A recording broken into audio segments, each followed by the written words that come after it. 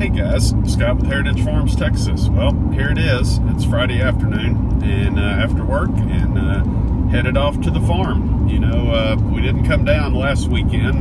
We went up to Amarillo to see my daughter, spent some time in Santa Fe, New Mexico, had a good Labor Day break, vacation, and now it's back to the farm. It's going to be a little bit of a challenging weekend because the new Holland Tractor is still not back. Turns out we had a fuel shut-off solenoid that basically just disintegrated, fell apart, whatever you want to say. As a result of that, you know, basically some metal shavings got down into the injector pump and created some problems. So, you know, cha-ching, cha-ching, cha-ching. We'll hopefully get this tractor back and it'll be running pretty soon. But that definitely explains a lot of the issues we've had over the last couple of months with rough idling, a little bit of surging, and then of course just dying and not starting. So that thing's been going out for a while. But anyway, you know, what do you do? It was above my pay grade. I needed the experts to get in there and fix it, and that's what we did, and we'll get it back here pretty soon and go from there. So this weekend, no tractor. Bummer. But what we will do though is we'll find something to do. We need to move some cattle. I need to get some protein tubs, you know, some mineral I need to put out.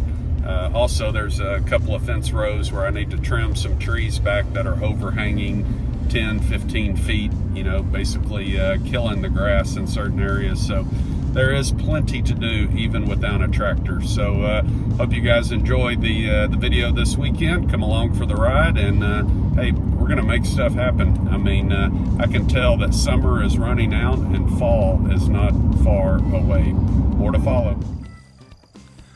Good morning. Well, telephone one, shortly after sunrise. Got here this morning. So what are we working on? We are working on clearing out a fence row. And what I mean by that, I wish I would have taken a before and after picture, but here's the problem. You see down here, you have all of this bare grass right up against the fence row. Reason for that is it just doesn't get any sunlight. You can't get any sunlight down here. Over time, these trees grow out, and the problem is when the limbs break, they fall on the fence, things like that. So it's kind of like you can wait until you have a problem, or you can fix the problem right now. And that's what we decided to do. But before we get started, I wanted to ask your opinion on something, guys. So I want you to look, my neighbor, who I do not have a relationship with, put a deer blind right here on the property line. Now, given for granted, it is on his side. He has a very narrow strip of property, not a whole lot of woods there, but it's just kind of interesting how he put the blind right there. And you can see he even took some limbs and went to the effort of covering up this one side over here so that nobody would try to see him. But the thing that worries me is, you know, if he's hunting, is he hunting this open field? Is he going to be shooting back over towards our property? Because through the woods, just over 100 yards, that's our property, and we have cows back in there. So I'm a little concerned about putting a deer blind right there on my property line, or our property line.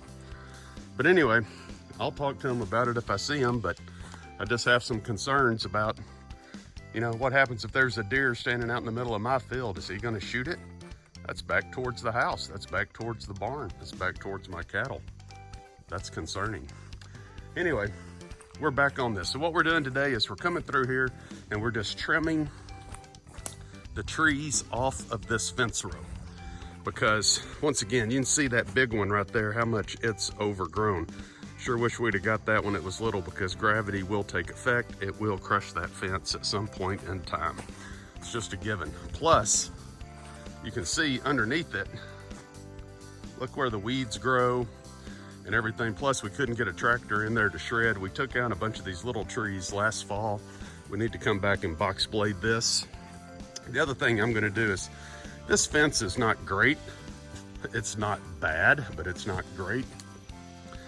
So I'm thinking about coming in here and putting new stretch posts on each end, leaving the wires that we have, and maybe adding 2 additional new strands just to give it a good freshening up, if you will.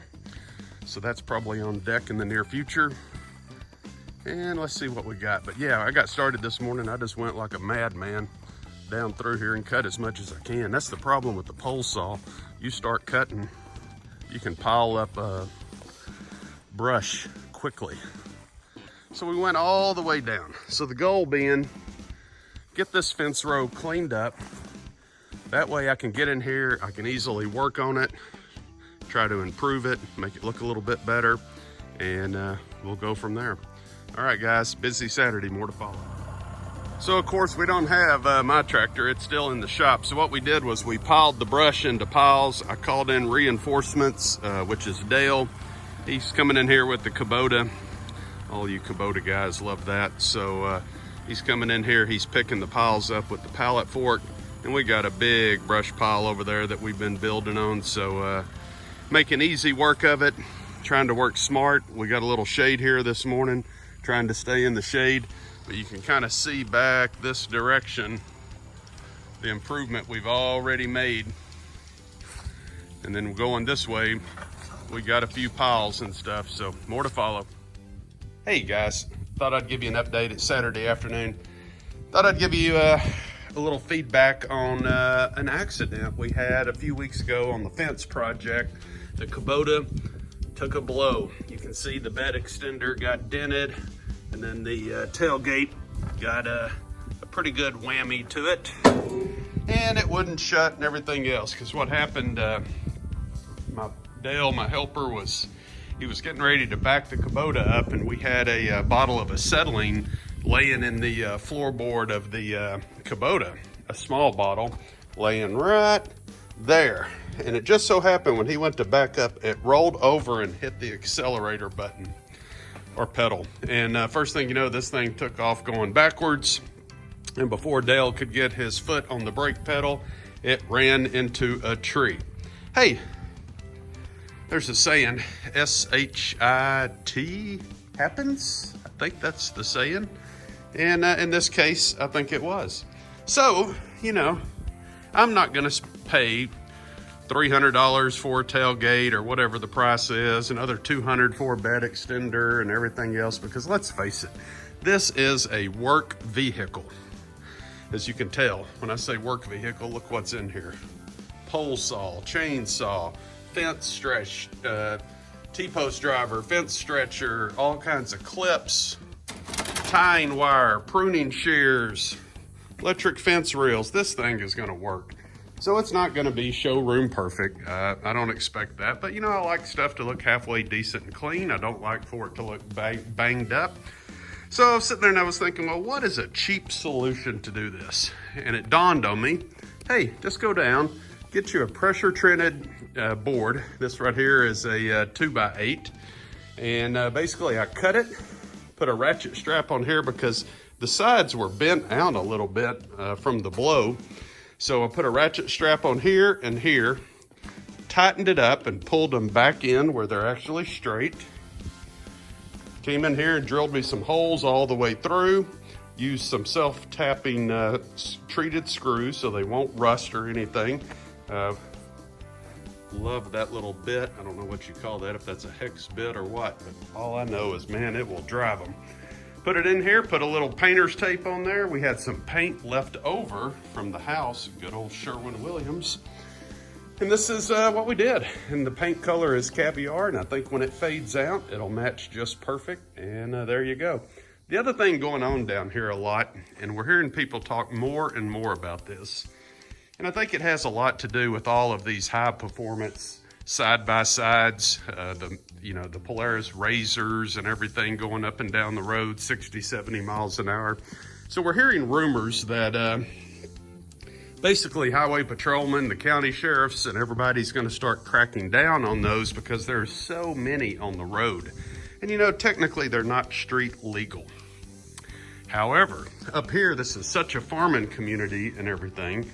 We've been told that if you have a off-road agricultural emblem or symbol on the back of your vehicle, that supposedly law enforcement might shine a little bit better on you than if you did not. So I don't think there's any doubt this is not a high performance vehicle. It is a work vehicle, and if it's going up and down the road a little bit, hopefully law enforcement won't mess with us seeing what it is, and maybe we can get away with it. But there you go. So I'm into this for $9 for the fluorescent sign from Atwood's, my favorite store in the world. And then after that, the board itself was like $7.89 plus tax. I think I got under there for like $8.25 or something. But anyway, so basically for a $20 bill, I've got the Kubota fixed and we're back in business. So let me know what you guys think about that. Little off-road agricultural repair. But hey, money in the bank, I'm ahead. Also, I wanted to raise it up though for a couple of reasons, and you can actually see in here, we spill grain from time to time. This is a tilt bed, so like when I do want to rinse it out, I want the ability to tilt the bed and let the water drain out. So I like that aspect of it, and there you go. Inexpensive repair turned a bad situation into a halfway decent one. I know I'm not gonna look back because stuff breaks. If you're not breaking something on the farm, you're not working hard enough. That's my theory. Hey, hope you guys enjoyed this video. As always, glory be to God, and thank you for watching. Okay, thought I'd take a second to show you the finished product today and what we worked on. So if you recall, we came in here and we trimmed up all the trees, got them all straight up off the fence row. So we're gonna come in here at some point and do a little repairs on this fence. This fence needs a little beefing up. It's actually pretty decent. It has 5 strands of wire, which is okay. But I don't like the fact that the centers are on like 12-foot centers. They're pretty far apart, and some of these posts are actually rotted at the ground. So some of this fence is just literally an optical illusion. But I want you to look here. It's 4 o'clock in the afternoon, and look how much shade this fence row gives over here. So it's just so hard to grow grass. So that's kind of what we're trying to accomplish here, trying to figure out how do we get this get these trees knocked back a little bit so we can grow a little bit more grass. So let's take a ride up here. Bear with me 1 second.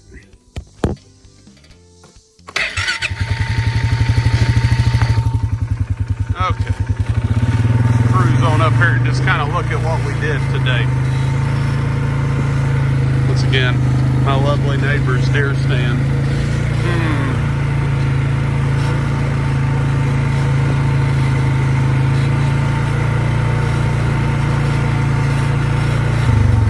So here's a great example. Look how far the shade comes out and how bare the ground is. And I want you to look at how huge that oak tree is.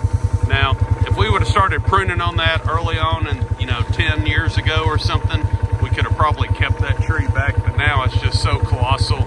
Ultimately, one day it will fall and it will come our way and crush the fence. Down the road, who knows if I'll be here or not. I gotta come in and do some box blading, a little bit rough in here.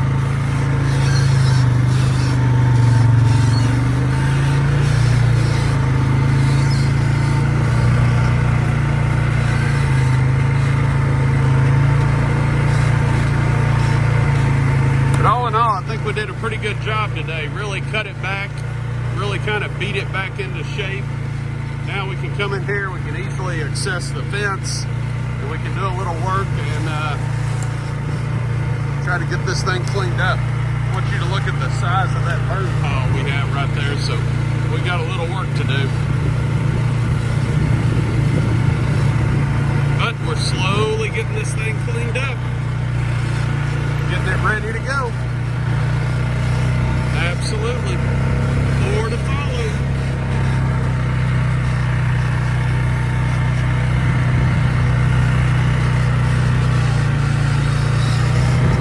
Kind of get a look down here coming this way, what it looks like, and everything, what we're dealing with.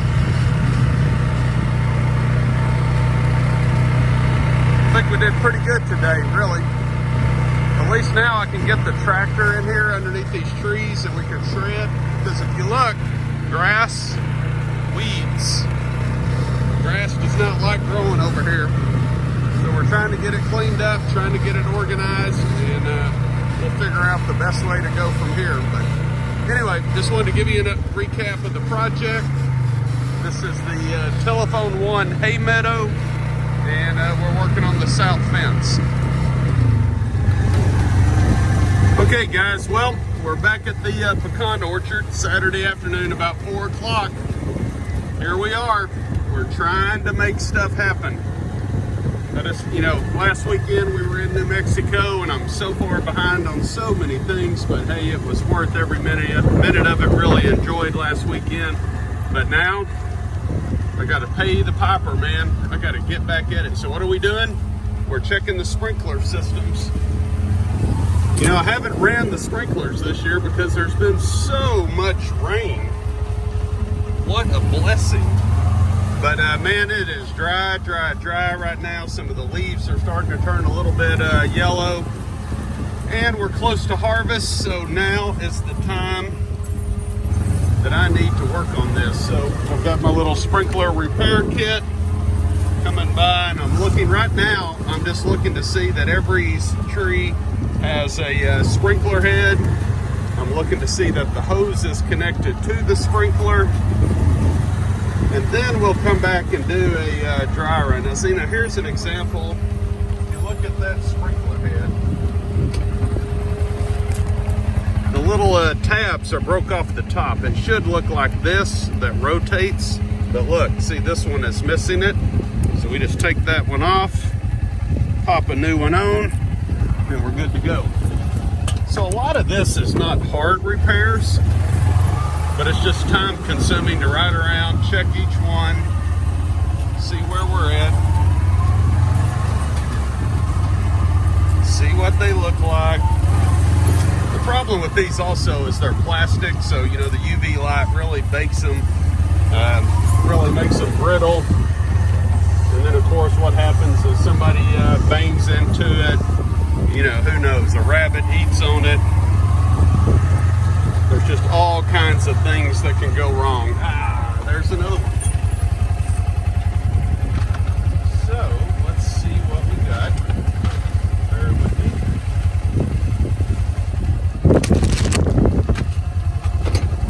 So these guys come in little kits. Hold on. Sorry, I can't multitask here.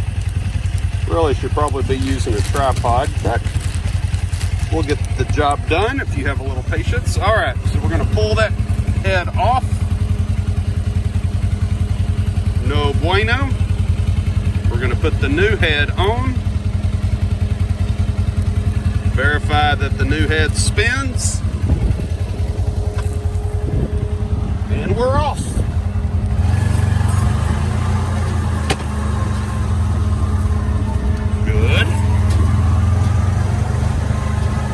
So I really like it when you guys come along for the ride. I feel like you're actually helping me out on working here. My wife has disappeared. I think she went to see her parents, which that's perfectly cool.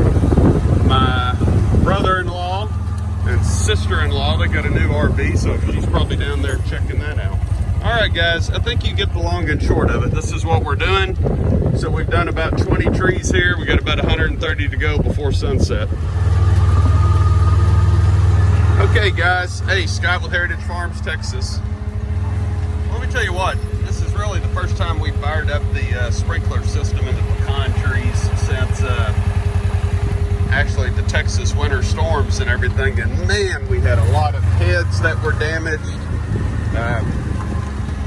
We are just now kind of getting them back in shape here. You can kind of see the pattern that they're spraying around each of the trees. It's about a, I don't know, 10-foot pattern, maybe.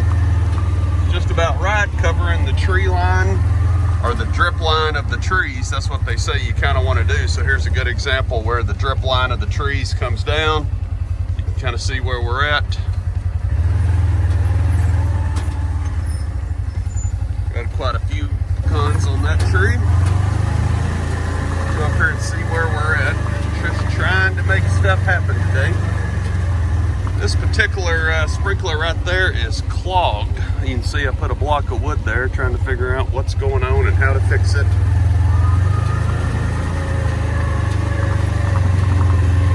We did lose one pecan tree down of this orchard right here. You can see this guy's not even wanting to work here, so let's see what happens.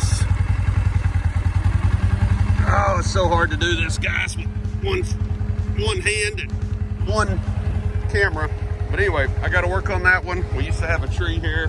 I just keep this one going just mainly so maintenance, and I know where to put the replacement tree when I get it. So, all right, guys, that's what we're doing today. Beautiful morning at the pecan orchard, but working on trying to get the sprinklers going. Telephone, Texas, September 12th. Hey guys, really appreciate you watching today, and a lot going on. Please leave us a comment, thumbs up. If you're new to the channel, let me know that so I can come by and check out your channel and say hello. Thanks guys, have a good week.